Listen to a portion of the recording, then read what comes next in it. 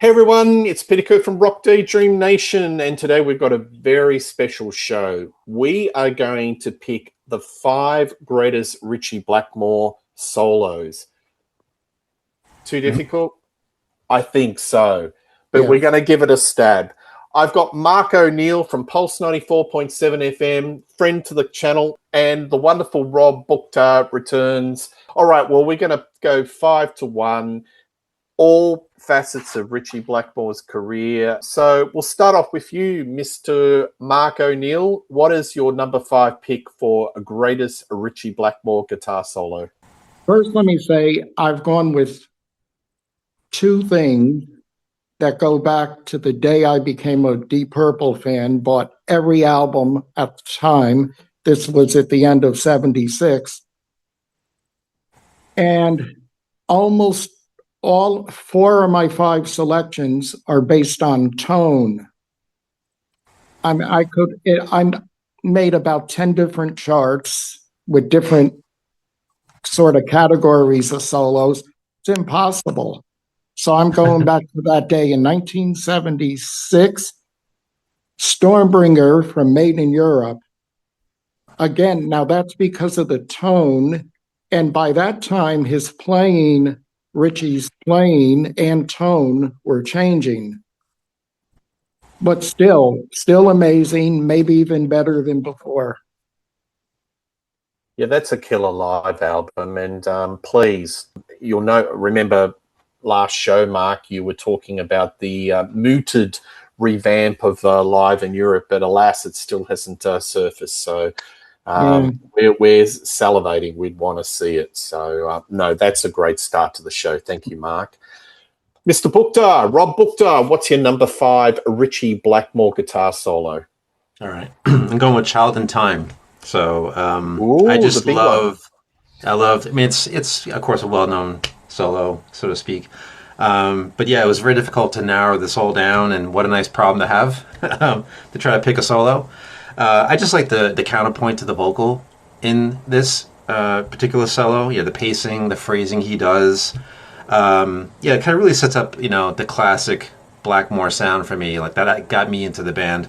Just the blend of the blues and classical motifs and things like that. So the stylings, that's really his big thing. He loves rock and roll. He loves classical music. So this kind of really, for me, it's a nice, good length as well. The pacing as it changes, it has a lot of stuff in it that, really drew me into his playing. So that's my number 5, Child in Time. What a cracker. Well done. Great start. My number 5 is off Straight Between the Eyes, Rainbow, I think in 1982, and Death Alley Driver. This is one where he starts off with the arpeggiated run. It's very similar to Baroque music like Bach. There's a bit of Vivaldi, and then the solo goes off on a tangent and it develops, intensity. His phrasing is so fluid. He's got the Ritchie Blackmore tone, but it's a little bit warmer than Purple because I think the guitar tone in Purple was a little bit sharper. This is very polished, but the vibrato. And an honorable mention, even though it's not part of the theme of this show, Roger Glover, Keeping Up With Him. I love listening to it, and you can hear the little bass lines replicating with Ritchie Blackmore. So Death Alley Driver, I think that's a cracking start. And I've always said I think that's the best Rainbow album in the 80s with J. Turner. Check it out. Straight Between the Eyes, Death Alley Driver. Yeah. Mark O'Neill, what's your number 4? Child in Time, Made in Japan. This is my one outlier. Just because it's Ritchie being Ritchie and totally different than the In Rock one and much different than every other live version. But that, again, was from that day in 1976. And when I eventually got to Made in Japan, my goodness, I couldn't believe it. Interesting. Very good. Thank you for that. I've picked a lot of the studio, so it's an interesting counterpoint so far that you guys are doing live. So I really appreciate that. Mm-hmm. Rob, what's your number 4? Number 4, Gates of Babylon. Really enjoy the exotic flavor. Again, the feel, like even we mentioned tone, we mentioned feel. I just love that song. I mean, of course, with Dio in there. I mean, that's really drove me into Rainbow is Dio because I was getting into his solo stuff at the time that I discovered Dio with Rainbow. So there was a whole confluence of like Rainbow and Black Sabbath and all happening in Dio solo. It was all happening at the same time for me when I heard this tune. But I just love the flavoring in the very beginning, the keys opening it up. It just has a different. It feels different territorial wise for the music. It was a different thing for me. I wasn't really used to it, but I just love the flavorings of that. And it's just the length of the solo is very satisfying. It's just apt. There's nothing too much or too little. It's just for me it was perfect. The feel, the flavors, all that. And then I think what else was I going to say about that too? It just felt different than any solo before that I've heard from him at this point. Like this is totally different territory, and he's done this in his career. I'm sure we'll cover the solos that kind of mark that he's did these different changes as he goes through his career. So that for me, that was a high point for me hearing play in this particular venue on this song. So that's my number 4. And if this was a dish, it would be a Moroccan lamb curry, would it? Lots of yes, flavors, a lot of spice, a bit of tangine. Yeah. Yeah. Just don't eat it as you go on a camel through the desert like on that video. Just make sure you're sitting and have your curry and be, nice and chill. It's about lunchtime in Australia at the moment. I was salivating, and when you were saying flavour, I just had this vision. All right, I think it's over to me. I'm going to say Smoke on the Water, the version on Machine Head. I think this is a classic guitar solo. It was a solo that conquered America. People forget that this was a top 5 hit in America. And then when you talk about Deep Purple to most, average folks on the street, they would always say Deep Purple, Smoke on the Water. But the thing that makes this solo so compelling is it's singable. You can hum it. I think a lot of guitar work in the 80s was getting too shreddy. Solos that last, that are timeless, are the ones that you can sing to it. They're melodic. And, when you're hearing shreddy solos, it's a lot for the brain to process. But the ones that really get into the grey matter are the ones where there's space between the notes, there's melody, the tonality, and the phrasing. And I think Ritchie has done this beautifully. When I first heard this, I thought, gee, Ritchie must have, sat down and constructed it because it sounds perfect. And then I heard the Machine Head outtakes, and every version had a different solo. Yeah. He can't help himself. So I think it was just lightning in a bottle, Mark, wasn't it? That he was able to just capture this one take, and that is the definitive Smoke on the Water solo. But I love it. And as I said, I can hear it in my head. I can hum to it. I think people think this is a very simple rock and roll song, but it's deceptively a lot more complicated and complex than a lot of people take it for granted, musically. So that's my number 4, Smoke on the Water off Machine Head. All right, Mark, your number 3. Well, with Smoke, my friend and I went to see Gordon Lightfoot.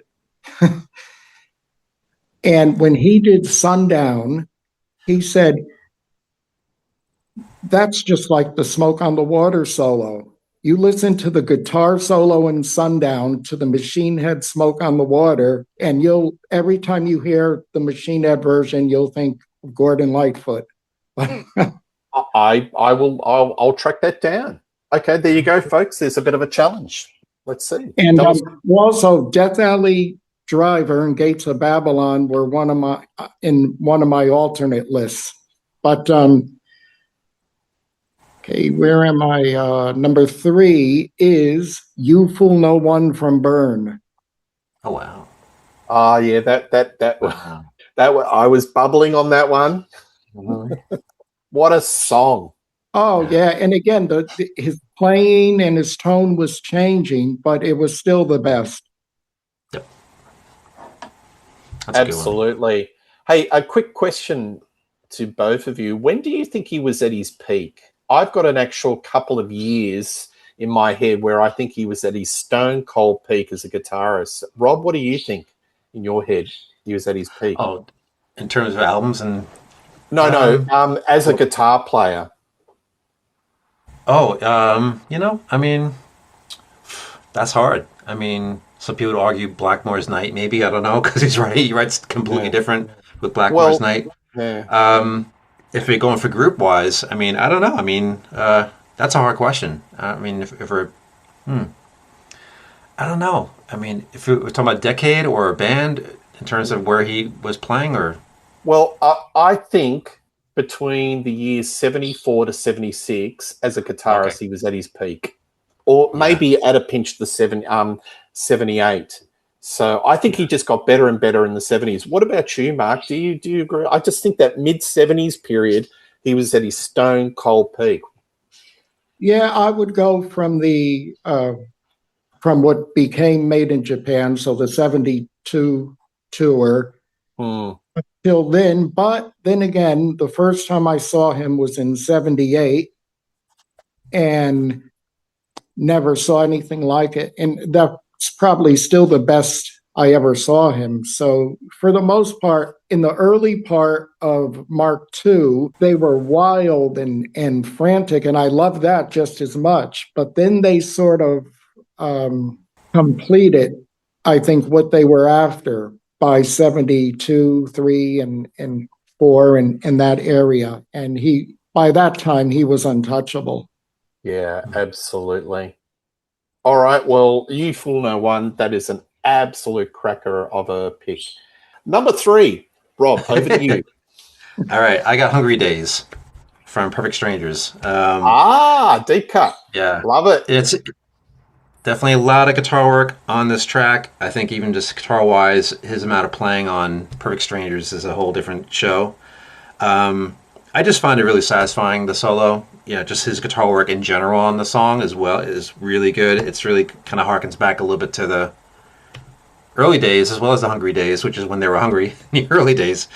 So it kind of, for me, it feels very nostalgic. It definitely, the solo is a nice little space for him to play in. I feel like there's a little space carved out for him in that song to play. It's not overdone, like we talked about before about being shreddy and like being able to sing the solo.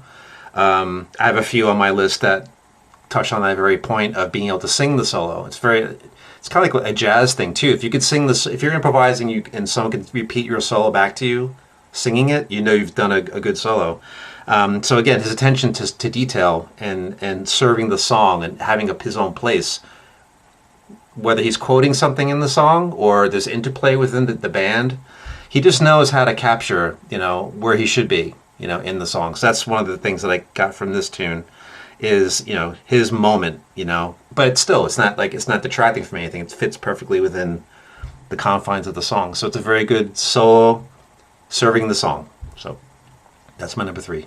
I love it. And this might be a controversial statement, but I'll put it out there. I think Perfect Strangers was the last great Blackmore guitar playing performance. I mean, he did many fine performances after that album, but I mean, truly from top to bottom on that album, I think he had a lot of fire in his belly. I think the whole getting back together gave him a lot of energy, and his guitar playing on that particular album was absolutely sublime. So anyway, folks, we love your comments. Good, bad, or indifferent. Just write them down. We read them. We comment and reply. My next pick, Child in Time. To me, this is where the spotlight was on Ritchie Blackmore as a guitar hero. So he showed flashes in the first 3 Mark I albums, what he could do, but this is where it just was, I'm a guitar hero. It was like his announcement, we're playing hard rock. I'm going to be a guitar hero. I'm playing with the big boys like your Jimmy Pages, etc., etc. And that was his moment to shine. It's a relentless solo. There's so much momentum. He does these fast pentatonic runs. He does all these rapid fire alternative picking. sometimes some of the solo sounds like it's unraveling, but it's not. It has so much urgency and drama. And Rob Bukta, I think it's got almost he's got almost a pro metal attack. The way he attacks the strings on this, it's a little bit, I wouldn't say scratchy, but kind of harsh, but in a pro metal type way.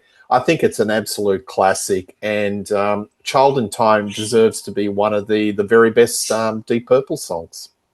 So, Child in Time, I think that's where Ritchie announced, "I am a guitar hero." And that's when Gillan made his statement. Yes, Right. absolutely. Yes. Mark O'Neill, what's your next Ritchie Blackmore? Okay, well, Smoke on the Water, Made in Japan. When I first heard that, I mean, I heard it on the radio, of course, but that's when I hated Purple, so I didn't pay it any mind. But the first time I heard it,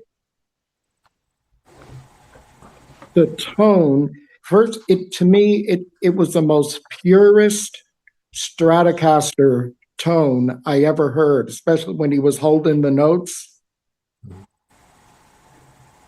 And it was totally different than Machine Head, of course, but it's unreal. It was a little more advanced than the Machine Head one. And then at the end, when he was holding those notes, when John and Ritchie were doing the back and forth, again, it's like if Leo Fender had a recorded perfect tone for the Stratocaster, that would have been it. Mark, I think we've captured on video. You're almost lost for words. Yeah. It's perfect, isn't it? Yeah. I guess if there was in a museum and they had to capture that tone as the perfect tone, that's what you're referring to. But yeah. Oh, look, folks, this is just a celebration of Ritchie. And seriously, if we did this show tomorrow, we could probably come up with 5 others. It changes, but this is truly some great solos. Rob, what's your next pick? When a Blind Man Cries. Say that 10 times fast. Yeah, I love that song. I mean, it shows his bluesy side, very melodic. I try to not only capture the songs that, for me have that sort of shreddy quality, but only because it serves the song, it creates drama and things like that. This really kind of gets into more of the bluesy bits, which he enjoys. I mean, I know with Stormbringer and Burn, he was not as enthused because it's more of a funky thing going on in there. That wasn't really his bag. He liked the blues and he liked, rock and roll and classical. So this kind of shows like more of the bluesy side coming out. I think it's great. I mean, it completely another song that's been served well by his solo. I mean, it's great. It's singable as well.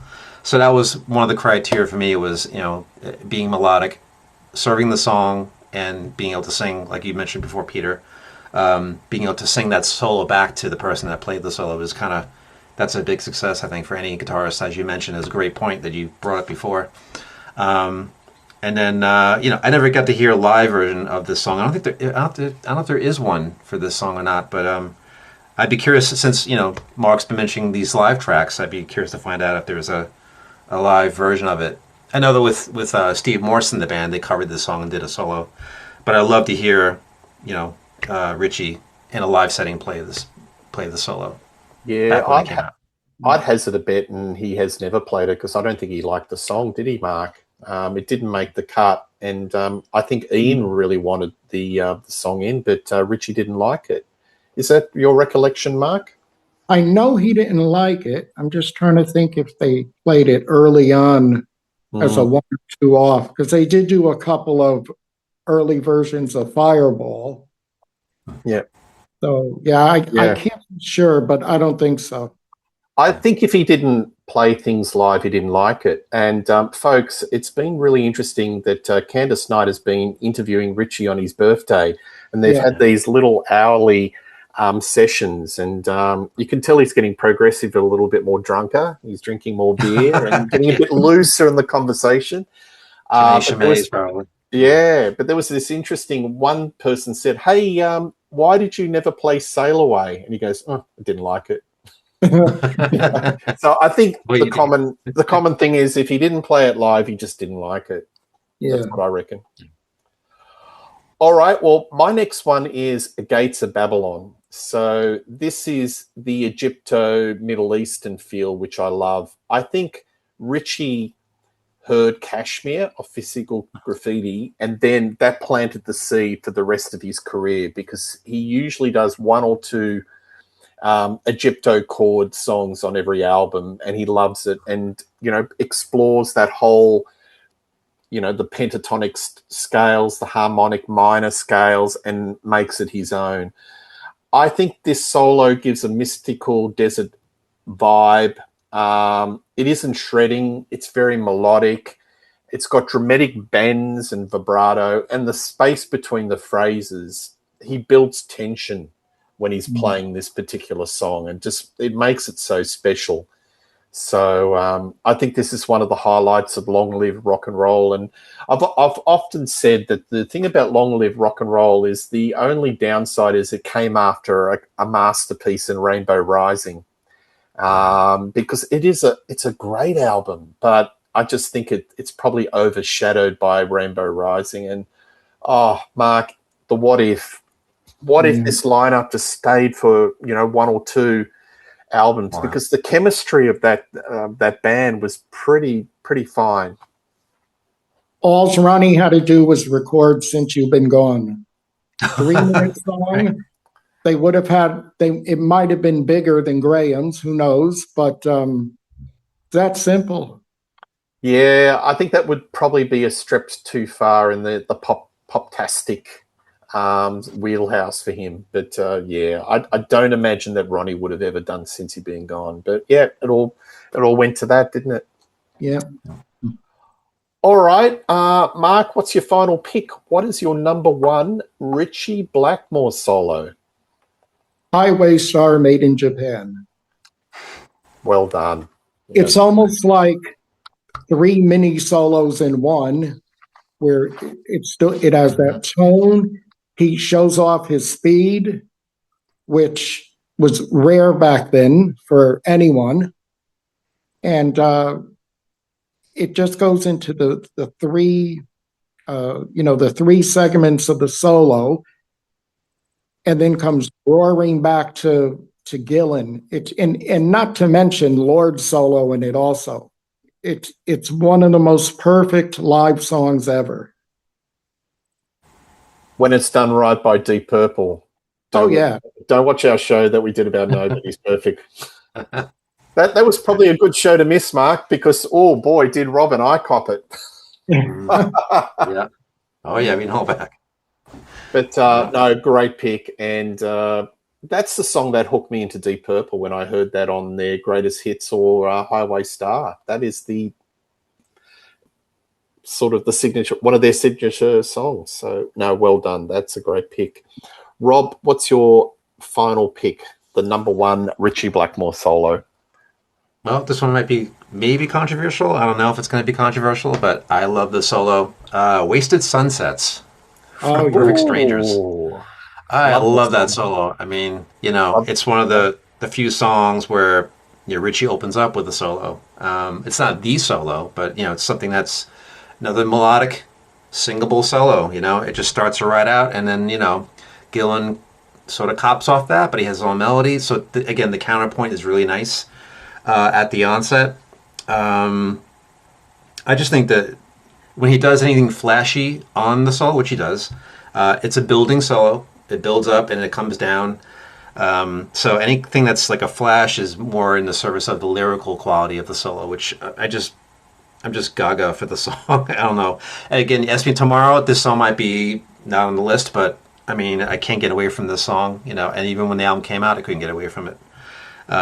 It just builds nicely, the variation, and then the outro section has a nice little encapsulation. So you got a little beginning bit with him, the middle, and the ending, which is really nice guitar sandwich, since you're near lunchtime in Australia. You got the curry, now you got the sunset sandwich, so to speak, I guess. I just love the song. I can't say anything more about it because I'd be talking to you for about another hour, but I adore the solo. and it's a nice. It did actually. This song should have been the last song on Perfect Strangers rather than Hungry Days being the last song. So they should have flipped it in sequence. But Yeah. all the same, it's all good. I'm happy either way. So. Absolutely. Well, it's in my top 10 Deep Purple songs of all time. I think it's a deep cut, but it's so underrated. Wasted Sunsets, and a lot of people say that Blackmore doesn't play with emotion. Well, Strike Me Down, I think he plays with a lot of emotion. The phrasing, the tone, it's a very moving song, and I even like Gillan's vocals. I think they're sensational. It's a great song. One of the highlights for Perfect Strangers. Do you like this song, Mark? Yes, and it should have been a single. It wouldn't have been a hit, but it should have been a single. I think it could have been a hit if they marketed it and they did it at the right time. I think it would have done better than Knocking at Your Back Door, because it's very hard to make a 7-minute song, truncate it, and turn that into a hit. But I guess it's a whole different show. But and Knocking at Your Back Door came out about a month after the album, which you never do that. You always have a single out first. Yep. To give it momentum. And so that was a big mistake, no matter what the 45 was. All right. Well, my number one, those who know me, it's probably not surprising, but I'm going to pick Stargazer. I just think that this is one of the greatest guitar solos of Ritchie Blackmore of all time. I love the whole song. I actually think that anything that he's touched, this is probably my numero uno. It's the signature masterpiece song off Rainbow Rising. What I like about the solo is everything leads into the solo. There's like drama, and it's like you can imagine these slaves that are building this this tower to whatever this god is, and the drama in the music, it's leading into the solo, and you're just anticipating. Imagine listening to this for the first time, Robin and Mark. You're just wondering what's Ritchie going to come up with, and he just throws all these different tricks. Some of the phrasing is short. Sometimes it's repeated with variations. Sometimes he puts these effects on. Sometimes there's these arpeggios. He just throws everything into the mix. And I saw Ritchie play at the O2 when he got the reconstituted Rainbow about 10 years ago. And he played Stargazer, which was great. But because he's got arthritis on his fingers, he couldn't do all the notes. He didn't have the dexterity to do all the arpeggios. And a lot of it he was doing chords, but he still had the tone. And I got to hear him play Stargazer. So to me, that was I was kind of ticking a box, and that was good. But there's just so much. I just think the tone and the melody of this song is just so wonderful. And I think he was at the peak of his powers in 1976. So Stargazer for me. Gentlemen, any comments on that one? Or well, that was number one on another list of mine. Yep. Yeah. Same here. I have Stargazer on my second list on top. It's the very first track. So, yeah. Let's segue to you, Mark. Why don't we go with your honourable mentions? I could rattle off a few off the bat. What's some others? Okay. Well, what I'd like to say, Glenn from Hopper's Crossing, my number one listener, I asked him, and one of those is in this list. And he just responded to me a couple minutes later on Messenger. He started out by saying, "I'm going down Highway Star." That's from Paris, Blackmore's last show in the 70s with him. And the playing on that from the Highway Star going down on, when the rest just stepped back and let Ritchie go crazy. And then he says, Child in Time, made in Japan, maybe Mistreated from on stage, 4 or 5 could be Wring That Neck, could be Space Truckin', could be Mandrake Root from that early incredible improv purple. But definitely that Highway Star or Going Down Highway Star is on the top of my honorable mentions, and Stargazer. Great, good stuff. And thank you, Glenn. Rob, some honorable mentions you want to throw in? Yeah, Stargazer, Stormbringer, Burn, Highway Star, and A Gypsy's Kiss, which was one I was kind of wrestling with to narrow it down to 5. So yeah, so this was definitely a great episode just for that, like to really whittle it down, you know. And then noticing some of the errors I left out was another thing too. That was really cool about doing this. It's like, oh, I didn't touch on anything with Grant Bonnet. I didn't touch on anything with Jolyn Turner, Doogie White. I didn't go into any of those areas. So, and then the live stuff. I mean, that's like Mark mentioned. The live aspect is great. I kind of stayed away from it on purpose because that was, you know, you could really hear him stretch out on songs. So I wanted to go that way too, along with the studio. But I figured, you know, I'll keep a studio because that's the foundation, and then of course the live is when they really went hog wild and expanded. So, but yeah, I mean, I love the live angle too. That's a great thing that you covered that, Mark. So those are my 5. Excellent. Yeah. A couple of my other honorable mentions is Knocking at Your Back Door. I love that solo. It just cuts through. It picks up the melody of the song, but it goes on a tangent. And I love how he uses the whammy bar. I love that. Yeah. So that's great. Since You've Been Gone, a lot of people think, where's the solo? It's in the outro, folks. Right. Yeah. And it gives an example where he doesn't have to do something super flashy. It suits the song. It works within the song, but it's still Blackmore. He's leaving his motive. So I love the outro of that. Highway Star, obviously, is a great one. And Dead or Alive off House of Blue Light. I think that's a good one too. Probably a little bit underrated. I like that a lot. So there we go. We did it. But if we did this next week, it would have been a completely different list. We could probably do a sequel, but we'll plot offline what our next show will be. So Mark O'Neill from Pulse 94.7 FM, thank you very much for coming to the show. He's a friend of this channel. Rob Buchter, wonderful to have you on the show as well. Please, folks, tell us what your favorite Blackmore solo is. We love reading your comments. Please like and subscribe to Rock Daydream Nation. We're building a community, and there's going to be a lot more shows in 2026 and beyond. So all the best, and thank you once again, Mark O'Neill and Rob Buchter. All the best, and cheers.